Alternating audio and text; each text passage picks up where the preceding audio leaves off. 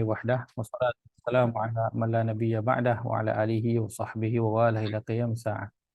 سبحانك لا علم لنا إلا ما علمتنا إنك أنت العليم الحكيم.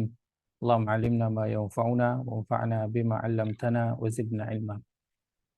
اللهم إنا نسألك علما نافعا ورزقا طيبا وعملا متقبلا. اللهم صل وسلم على نبينا محمد.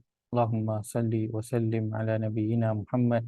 اللهم صل وسلم على نبينا محمد. اللهم يسر ولا تعسر وبتمم بالخير. اللهم آمين. أما بعد. Assalamualaikum warahmatullahi wabarakatuh. Syahrul Mubarak. Alhamdulillah bertemu kali pertama pertama di sini dan alhamdulillah ramai yang alhamdulillah dapat bertemu sekali lagi, tapi pada hari yang istimewa, pada bulan yang istimewa, dan kita berada pada bulan Ramadan, dan ia salah satunya yang penting pada bulan ini adalah Al-Quran, dan itulah saya kira di antara sebabnya kita berada bersama-sama pada pagi ini, dan saya yakin ramai orang dengan ramai plannya dengan Quran ini, dan kita harapkan keridhaan daripada Allah Azza wa Jalla, insya-Allah. Baik, kita nak melihat pada uh, surah yang ke-64, surah Taghabun. Pada beberapa sesi yang kita ada pada bulan Ramadan ini, insya-Allah kita melihat pada surah yang ke-64. Ia berada pada halaman yang ke-556. Baik,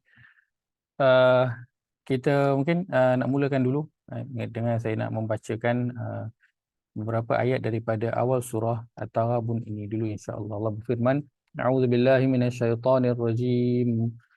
Bismillahirrahmanirrahim. يسبح لله ما في السماوات وما في الأرض له الملك وله الحمد وهو على كل شيء قدير. هو الذي خلقكم فمنكم كافر ومنكم مؤمن والله بما تعملون بصير. خلق السماوات والأرض بالحق وصوركم فأحسن صوركم وإليه المصير. يعلم ما في السماوات والأرض ويعلم ما تسرون وما تعلنون والله عليم بذات الصدور. Alhamdulillah, itu 4 ayat daripada awal surah At-Taghabun. At-Taghabun kalau lihat dan terjemahan, ia bermakna hari yang diperlihatkan segala kesalahan. Dan makna lain yang ada pada perkataan At-Taghabun ini ialah hari yang ada orang akan mendapat keuntungan dan ada orang yang akan mendapat kerugian. Hari yang ada orang yang akan losing and gain. Ada orang yang akan dapat sesuatu dan ada orang yang akan rugi sesuatu. Itu namanya At-Taghabun. Surah At-Taghabun, surah yang ke-64. Kita lihat sikit pada background surah ini. Mengikut turutan mushaf yang ke-64. Mengikut turutan penurunan, ia adalah surah yang ke-108 diturunkan. So dia kira antara surah-surah yang penghujung diturunkan. Surah Taghabun kalau dalam mushaf kita diletakkan surah Madaniyah. Ada tak yang letakkan Makkiyah? Ke semua sama Madaniyah? Madaniyah. Semua Madaniyah. Kerana surah ini menjadi perbincangan dan perselisihan.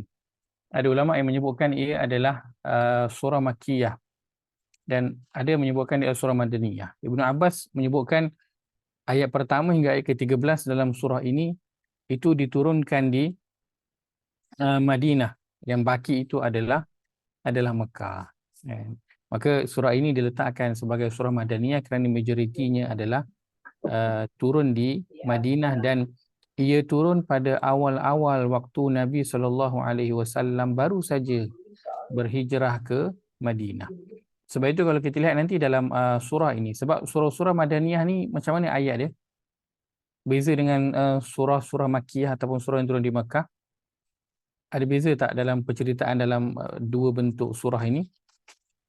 Ini kan ada sedikit perbezaan. Yang saya tanya dan saya terus jawab je.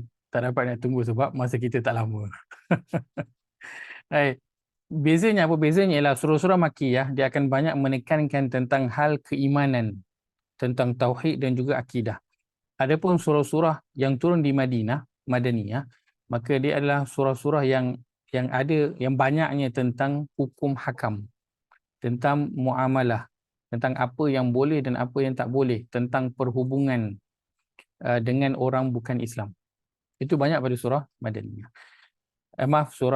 Betul surah Madaniyah. Dan kalau kita lihat pada surah At-Taghabun ini, dia Madaniyah tetapi dia banyak bercerita tentang soal iman. So dia macam masih lagi nak memperkatakan tentang perkara-perkara asas dalam agama. So subjek dia itu macam subjek dalam surah Makkiyah kan. Sebab itu para ulama berselisih pendapat tentang baik.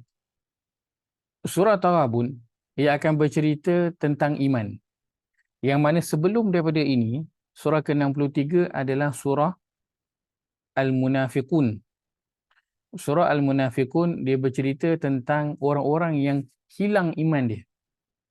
So datang surah selepas itu bercerita tentang iman, nak menguatkan lagi iman. Nak menanamkan lagi iman di dalam diri, dan inilah yang akan kita lihat pada surah At-Taghabun ini, khususnya pada 4 ayat yang terawal. Baik. Allah mulakan surah ini dengan perkataan yusabbihu lillahi ma fis samawati wa ma fil ardh. Pertama,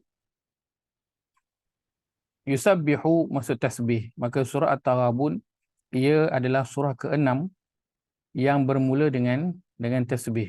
Kita ada surah yang bermula dengan tasbih, subhanallazi asra, kan, yusabbihu, kita ada sabbaha, kita ada sabbihisma rabbikal a'la. So ada surah-surah yang bermula dengan tasbih, dan ini Taghabun salah satu daripada. Bagaimana yusabbihu Allah sebutkan telah bertasbih. Kalau saya buka terjemahan,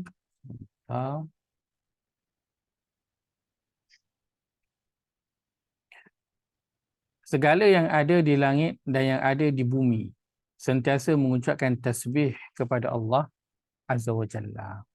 Perkataannya yusabbihu. Baik.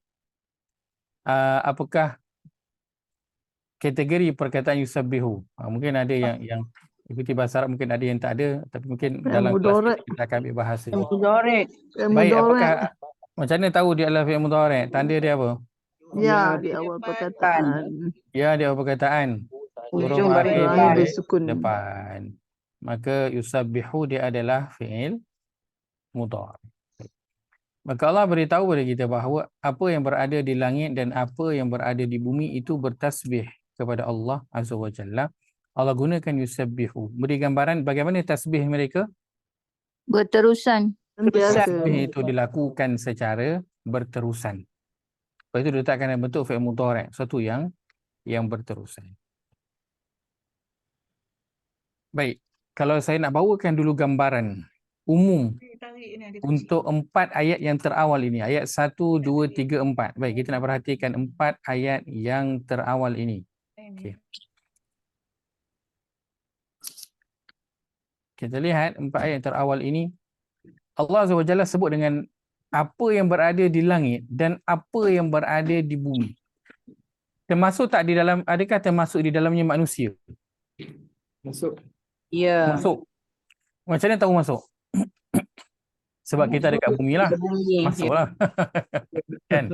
Kalau kita berada di awang-awangan pun masuk juga lah kan. Baik. Tapi kalau kita lihat sedikit, mungkin pada perkataan yang Allah gunakan dalam ayat ini. Allah gunakan yusabbihu lillahi ma fis samawati wa ma fil ardh. Ma terjemahannya apa? Apa yang? Apa yang. Baik, kalau sikit dalam bahasa Arab.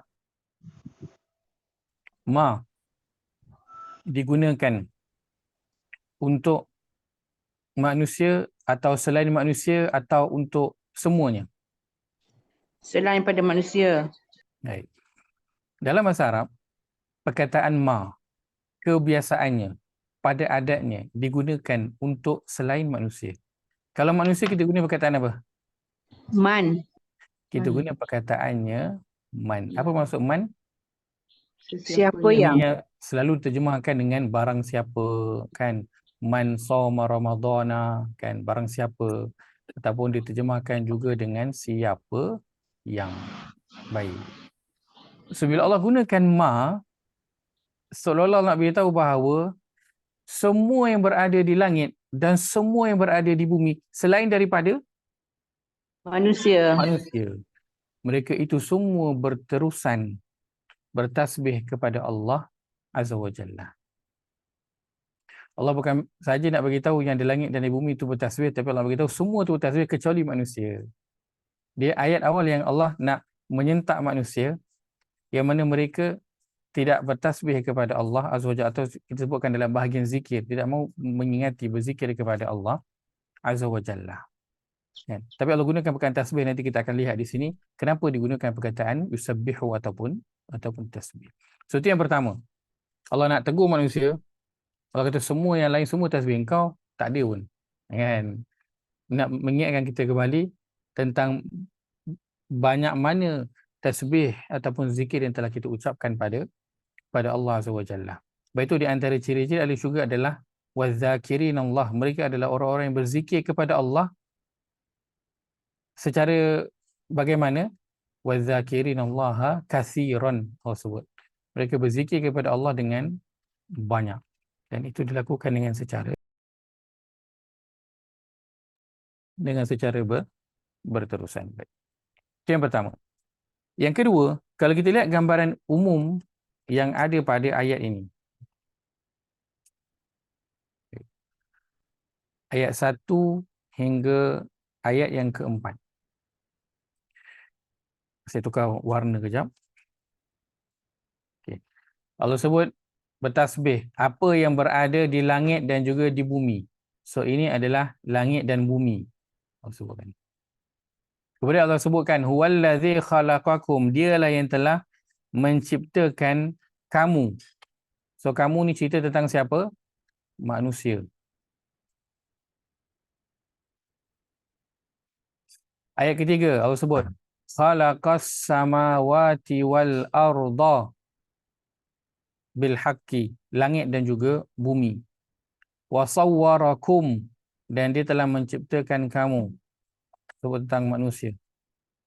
Ayat keempat, ya'lamu ma fis samawati, langit dan bumi. Wa ya'lamu ma tusirruna wa ma tu'linun, ini adalah tentang Manusia. Kalau kita lihat, Allah dia seolah apa? Allah mengasingkan manusia dan makhluk-makhluk dia yang lain. Allah asingkan. Sedangkan kalau Allah sebut semua, bila Allah sebut tentang penciptaan, Allah yang menciptakan langit, bumi dan manusia, boleh tak Allah sebut sekali? Boleh. Ya, tapi Allah sebut asingkan. Allah sebut Allah cipta manusia pada ayat kedua. Allah sebut pada ayat ketiga Allah cipta langit dan juga bumi. Boleh je sebut sekali, tapi tak. Pattern ayat ini Allah mengasingkan sebutan makhluk-makhluk yang lain, dan satu sebutan lagi adalah tentang manusia. Dan begini umumnya pada sebutan dalam Al-Quran, Allah banyak mengasingkan di antara makhluk yang lain dan juga manusia. Kerana tujuannya apa? Tujuannya Allah nak letakkan perbandingan di antara kita dan juga manusia. Kita dan juga makhluk yang lain dengan binatang, pokok-pokok dan sebagainya. Allah nak suruh kita bandingkan diri kita dengan mereka.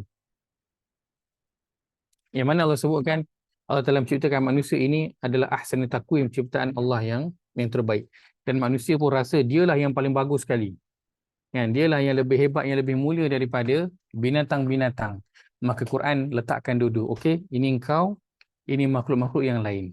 Sekarang tengoklah selalu perbandingan antara kamu berdua. Dan pada ayat ini Allah bandingkan antara kita dengan makhluk yang lain. Allah sebutkan makhluk yang lain itu semuanya bertasbih. Allah nak kata indirectly, sekarang tengok engkau pula. Adakah engkau melakukan perkara yang sama ataupun ataupun tidak. Baik. Yusabbihu lillahi ma fis samawati wa ma fil ard. Segala yang ada di langit dan segala yang ada di bumi itu bertasbih kepada Allah Azza wa Jalla. Allah gunakan di sini perkataan tasbih. Allah tak gunakan perkataan zikir. Maka yang Allah inginkan bukanlah zikir. Zikir itu yang mana? Zikir itu macam-macam lah masuk dia. Ada subhanallah, alhamdulillah, Allahu akbar, la ilaha illallah. Macam-macam bentuk zikir lah, ada macam-macam. Tapi di sini yang Allah masukkan bukan zikir, Allah masukkan tasbih. Apa yang dimasukkan dengan tasbih? Menyucikan diri. Menyucikan. Terjemahan kita adalah mengucap tasbih ataupun menyucikan. Sebab itu terjemahan subhanallah adalah maha suci Allah. Apa yang dimasukkan dengan menyucikan? Daripada segala kekurangan.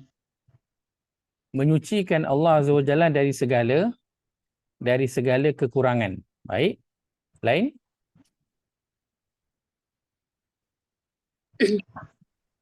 Mengatakan Allah itu perfect.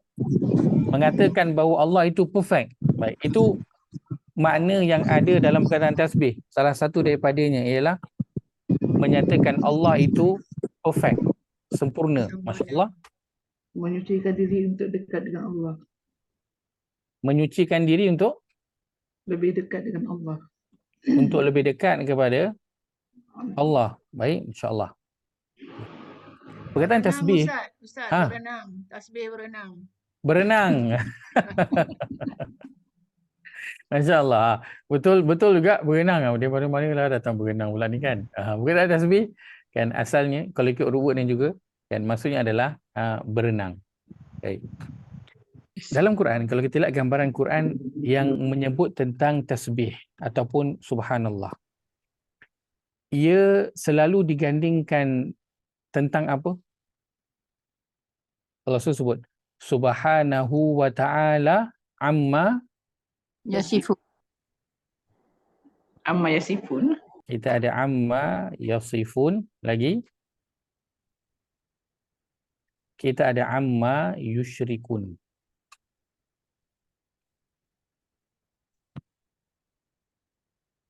Subhanahu wa ta'ala amma yasifun, subhanahu wa ta'ala amma yusyrikun. Itu yang banyak Quran banyak sebutkan. Digandingkan dengan tasbih. Maka bila sebut tentang tasbih, ia adalah berkaitan dengan kesyirikan. Ia adalah berkaitan dengan menggandingkan Allah dengan sesuatu yang lain. Maka Allah sebutkan tentang makhluk-makhluk yang lain selain daripada manusia. Yang mana mereka itu semua sentiasa menyucikan Allah daripada menggandingkan Allah dengan sesuatu yang lain. Bermakna bahawa binatang contohnya ataupun tumbuh-tumbuhan, ada tak mereka meminta selain daripada Allah? Tak ada. Ada tak mereka bergantung selain daripada Allah? Tak ada. Semua mereka, kita tak pernah jumpa ada berhala. Tiba-tiba je ada berhala, ada patung. Patung, siapa punya ni? Oh, ini ada lembu tu sembah patung ni. Tak ada. Lembu tu yang disembah. Lembu tak ada sembah apa-apa patung. Lembu tak ada sembah apa-apa pokok. Apa-apa manusia, tak ada. Binatang, tumbuh-tumbuhan, mereka bergantung harap kepada Allah. Mereka menyerahkan diri kepada Allah.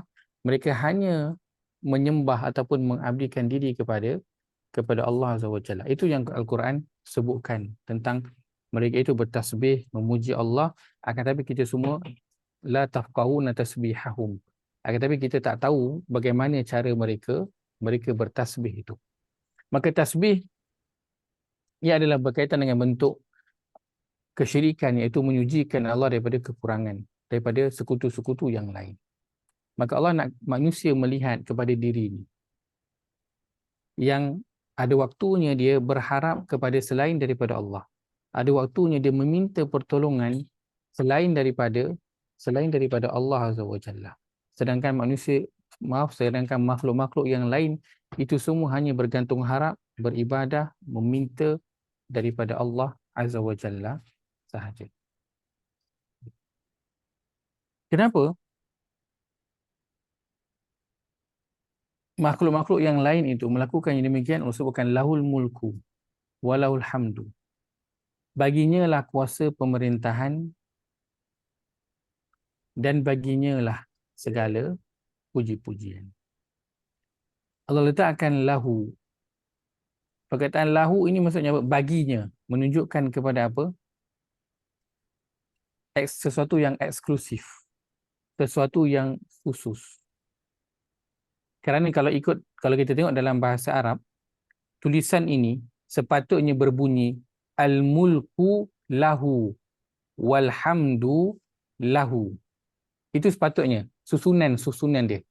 Sepatutnya al-mulku lahu walhamdu lahu. Kerajaan adalah baginya. Segala pujian adalah baginya. Itu sepatutnya ayat. Tapi perkataan lahu ini diletakkan di depan. Yang menunjukkan Allah nak highlightkan tentang pengkhususan itu hanya untuk Allah Azza wa Jalla sahaja. Lahul mulku, baginya lah segala kerajaan dan baginya lah segala pemerintahan. Baginya lah segala kerajaan menunjukkan kepada kekuasaan untuk memerintah. Kekuasaan, dia menguasai apa yang berada di dalamnya, dia memiliki dan dia berkuasa untuk memerintah.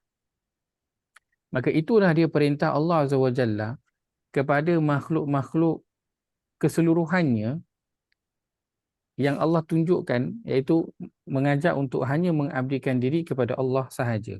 Dan itu terus-menerus dilakukan oleh apa yang berada di langit dan apa yang berada di bumi selain daripada manusia. Kalau kita lihat Allah bawakan dalam Al-Quran contohnya tentang burung hudhud contohnya kan, tentang kisah Nabi Sulaiman, burung hudhud. Burung hudhud itu kan, apa yang dia nampak bila dia pergi ke kerajaan Sabak, bila dia berjumpa dengan Ratu Sabak atau disebut namanya sebagai Balqis itu. Apa cerita yang dibawa kepada Nabi Sulaiman? Dia bawa tentang apa? Dia cerita tentang aku nampak seorang wanita dan para pengikutnya sujud kepada matahari.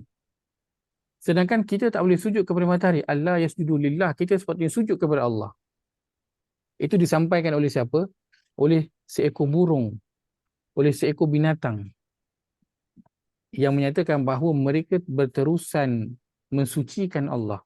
Mereka berterusan hanya mengabdikan diri, meminta pertolongan, bergantung kepada Allah Azza wa Jalla sahaja. Kerana Allah dialah al-mulku, segala kerajaan. Dia berkuasa untuk memerintah dan dia telah memerintahkan makhluk-makhluk yang berada di bawahnya itu untuk mengabdikan diri hanya kepadanya, dan itulah yang dilakukan oleh makhluk-makhluk yang lain. Walahul hamdu, dan baginya lah segala puji-pujian. Selalunya perasan tak? Perkataan tasbih ini selalu digantikan dengan perkataan alhamd. Perasan tak? Kita ada dalam Quran Allah sebut antaranya fasabbih bihamdi rabbika. Kan? Dalam surah An-Nasr, idza jaa nasrullahi wal fath wa ra'aitan nasa yadkhuluna fi dinillahi afwaja fasabbih bihamdi rabbika. Maka bertasbihlah dengan memuji Tuhanmu. Kan? Dalam bacaan rukuk dan sujud kita. Subhana rabbiyal azimi wa bihamdi. Maha suci Allah dan pujian. So Allah nak suruh kita bertasbih ke Allah nak suruh kita bertahmid sebenarnya? Mana satu yang Allah nak? Allah nak suruh kita bertasbih ke ataupun Allah nak suruh kita bertahmid? Sebenarnya Allah nak suruh kita apa sebenarnya ni? Apa sebenarnya Allah inginkan daripada kita? Tasbih ke tahmid? Baik. Dua-dua. Ayat pertama pada surah Taghabun ini sangat masya-Allah. Tasbih. Allah bawakan kepada kita 3 perkara. Pertama tasbih. Yang kedua Allah bawa tentang kerajaan. Yang ketiga Allah bawa tentang alhamd, puji-pujian. Apa yang boleh kita ambil daripada perkara ini? Baik. saya bawakan secara ringkas. Tentang tasbih tadi, Allah nak tegur tentang apa? Tentang manusia yang dia menduakan Allah, yang dia bergantung harap minta pertolongan kepada selain Allah Azza wa Jalla. Tasbih, ia adalah nak menyentuh tentang intelektual manusia. Nak menyentuh tentang intelektual manusia. Kenapa? Kerana bila sebut tasbih, kaitannya adalah tentang syirik. Kenapa manusia itu boleh melakukan ataupun menduakan Allah Azza wa Jalla? Kerana ia adalah perkara-perkara yang berkaitan dengan intelektual, pada fikiran dia. Manusia nakkan sesuatu yang dia boleh nampak berada di depan mata, dan pada dia itu boleh nak menjadi asbab sesuatu itu sampai kepada dia. Baik. Kalau kita sebutkan, manusia ini dia suka sesuatu yang dia nampak proses dia. Kan? Manusia percaya kepada sesuatu yang dia nampak proses dia. Betul tak? Sebab itu orang lebih mudah untuk membeli bila dia nampak. Betul? Sebab akal dia boleh proses. Kalau kita cerita, belilah kuih ni kan, kuih raya, nak jual kuih raya. Kuih raya ni sedap sangat. Dia punya, tengok je pun kita ceritalah sedap macam mana pun, dia tak sehebat kalau kita tunjuk dia di depan mata. Sebab waktu tu dia akan boleh lebih proses tentang apa yang sedang diceritakan itu. So manusia, bila dia berada dalam satu kesusahan, satu masalah, contohnya, kan, kita sebut apa tu, tentang sakit, contohnya, kan, sakit. Akal manusia, kan, akan boleh menerima bila kita sebut kalau seorang itu sakit, kan, dia makan ubat dan dia akan sihat. Kalau kita sebut seorang tu bila dia sakit, dia baca Quran, dia akan sihat. Ataupun bila dia sakit, dia zikir, dia akan sihat. Akal kita macam mana? Akal kita dia macam tak boleh nak proses benda tu. Betul tak?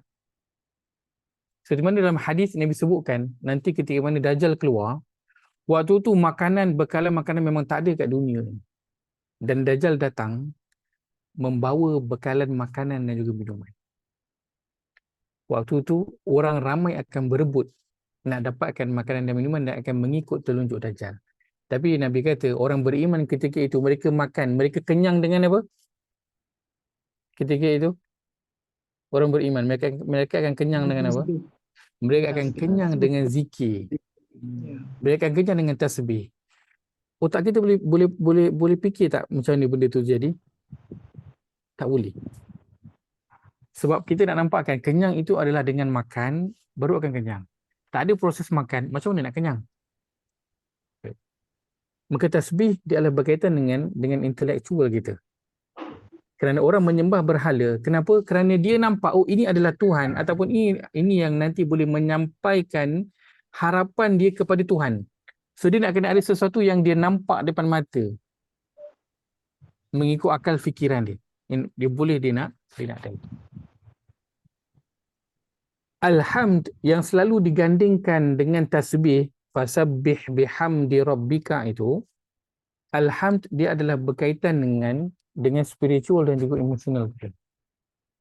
Spiritual dan juga emosional. Sebab itu makna alhamdu adalah apa? Puji-pujian dan juga kesyukuran. Kita memuji dan kita berterima kasih. Kita memuji dan kita berterima kasih. Dan itu perlu kepada apa? Kalau kita nak puji dan berterima kasih, itu datang daripada mana?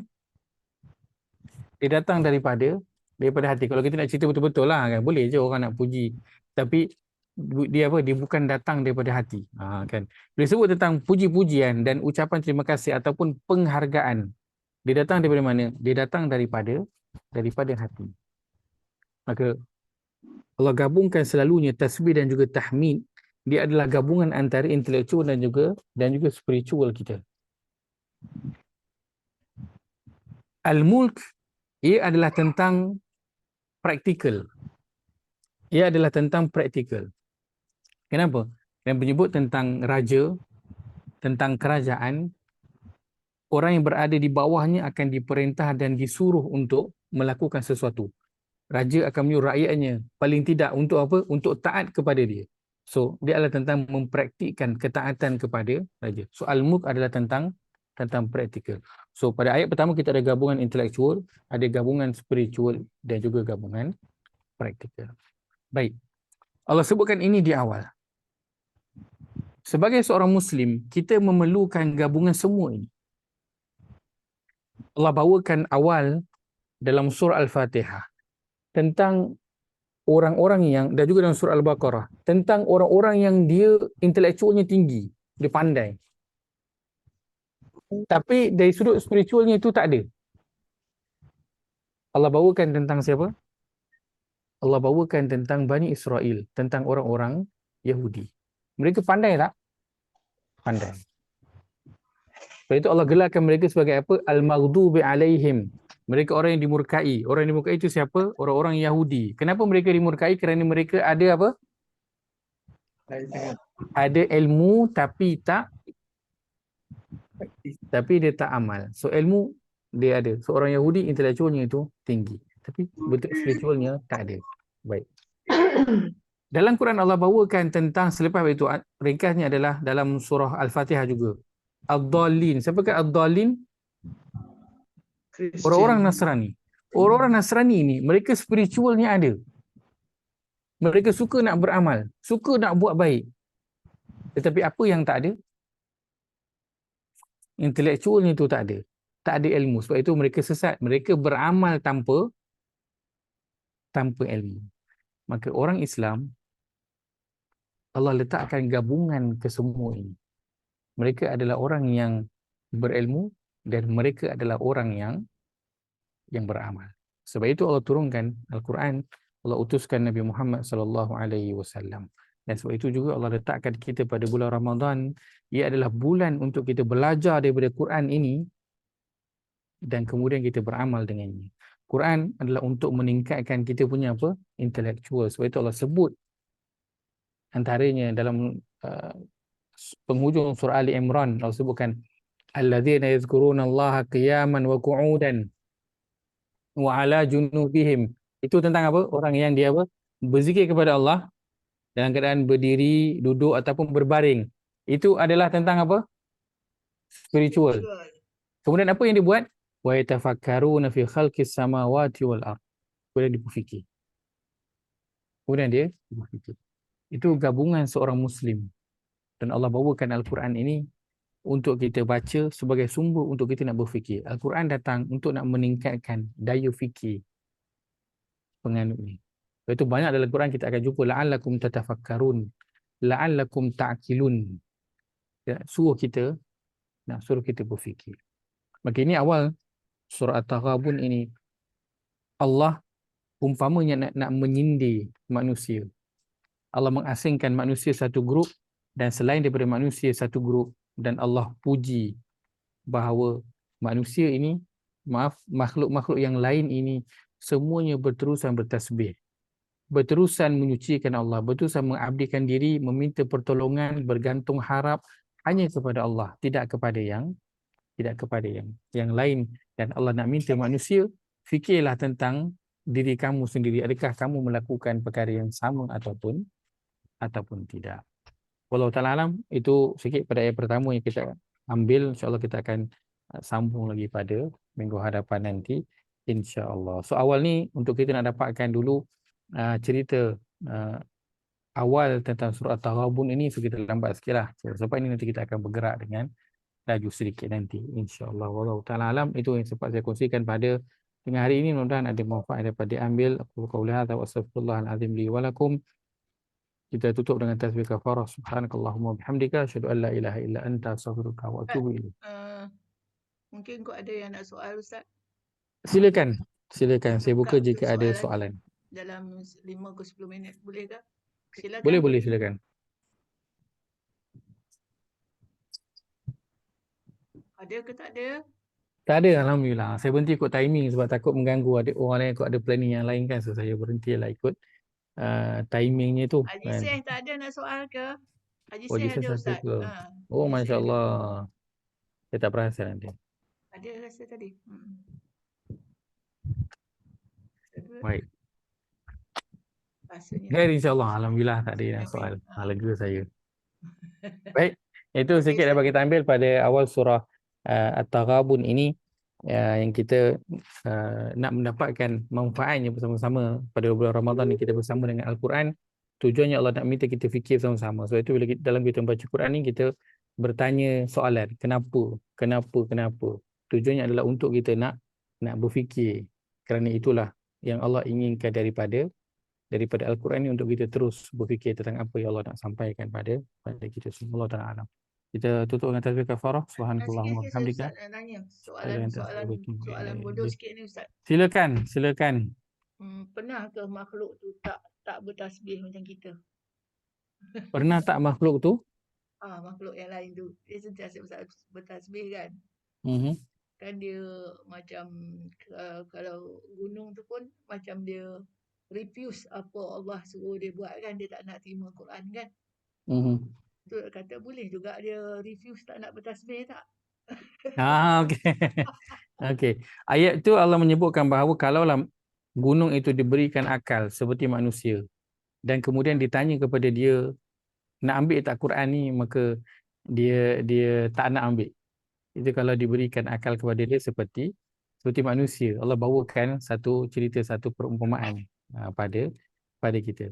Dan untuk bertasbih, menurut Al-Quran dan mengikut apa yang Nabi SAW sebutkan, semua makhluk itu sentiasa bertasbih kepada Allah. Tidak ada yang enggan untuk nak bertasbih kepada Allah. Yang ada hanya dua sahaja, iaitu manusia dan juga jin. Itu je.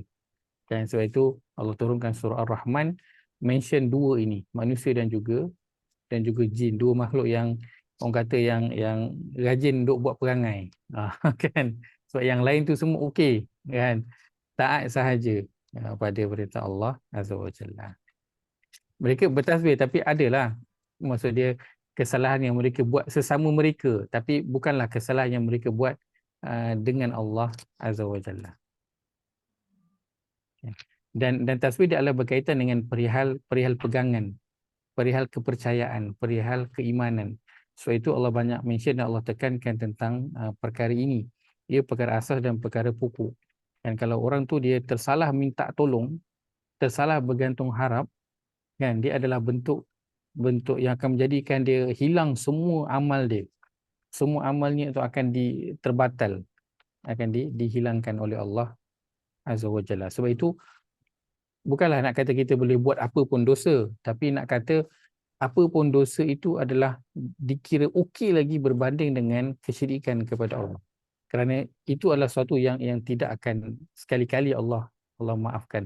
Yang lain itu Allah boleh lagi nak maafkan. Sebab itu Allah tekankan tentang tasbih ini banyak dalam Al-Quran agar terus kita mensucikan Allah, iaitu menjauhkan bentuk pergantungan dan meminta pertolongan selain daripada Allah Azza wa Jalla. Dia banyak tentang bila kita tengah susah tu yang selalunya mencabar. Yang waktu tu kita akan grab je apa yang kita boleh capai untuk nak tolong kita, kan. Dan waktu itulah selalunya bergantungan harap dan meminta pertolongan itu dia terjadi kepada selain Allah. Dan itu yang Allah ada ulang-ulang dalam surah Al-Fatihah. Iyyaka nasta'in, perjanjian kita untuk meminta pertolongan hanya kepada Allah Azza wa Jalla. Sebab hidup kita banyak ujian, banyak musibah, banyak susah, banyak kesusahan. So kita akan banyak minta tolong pada orang. So bila waktu minta tolong inilah nanti kita akan diuji dengan kebergantungan kita kepada Allah Azza wa Jalla.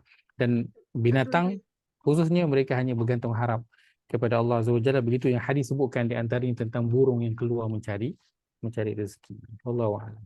Satu lagi Ustaz, saya tengok tadi kan Taghabun tu hari yang diperlihatkan segala kesalahan kan. Ada ke dia berkait dengan Torah Ustaz? Perkataan Torah tu bunyi lebih kurang sama. Berkait dengan Melampaui batas. Yang melampaui batas tu Torah kan. Torah tak. Tak ada kena-mengena ya tu. Kerana asal perkataan ini adalah ra, ba dan juga nun. Ba nun. Ba nun. Ra, ba nun. Itu dia punya root word dia. Roba ya. Ghabana. Wabana. Oh. Dia terjemahan hari perlihatkan segala kesalahan. Kalau lihat pada makna detail dia sikit, dia adalah hari yang ada orang yang akan dapat sesuatu dan ada orang yang akan rugi sesuatu. So itu diperlihatkan kesalahan. So siapa yang kesalahannya itu banyak, dia akan rugi sesuatu. Siapa yang kebaikannya banyak, dia akan dapat sesuatu. Taghabun. Ya, Ustaz. Baik, saya bawakan ini surah Taghabun pada Ramadan ini kerana kita mengharapkan daripada Ramadan ini adalah keampunan. Antara besar yang kita harapkan. Kerana Nabi SAW sebutkan celakalah orang yang dia masuk Ramadan kemudian dia keluar dalam keadaan dia tidak diampunkan oleh Allah. So keampunan adalah antara perkara utama yang kita nak harapkan pada Ramadan ini. Kenapa? Kerana nanti kita akan tiba pada hari yang semua kesalahan kita akan diperlihatkan. Ada hari untung rugi dan pada hari itu kita sudah semestinya tak nak rugi. Kan kita nakkan keuntungan atas apa yang telah kita usahakan di atas muka bumi ini, dan sebab itulah di awal-awal surah Taghabun ini adalah perkara yang penting untuk diberi perhatian. Allahu Faham, Ustaz. Terima kasih, Ustaz. Baik, terima kasih semua. Subhanakallahumma bihamdika asyhadu an la ilaha illa anta astaghfiruka wa atubu ilaik. Jazakumullahu khairan semua meluangkan masa pada tengah hari ini. Mudah-mudahan Allah nilai sebagai amal yang saleh insya-Allah. Teruskan usaha semua dengan Al-Quran. Mudah-mudahan Allah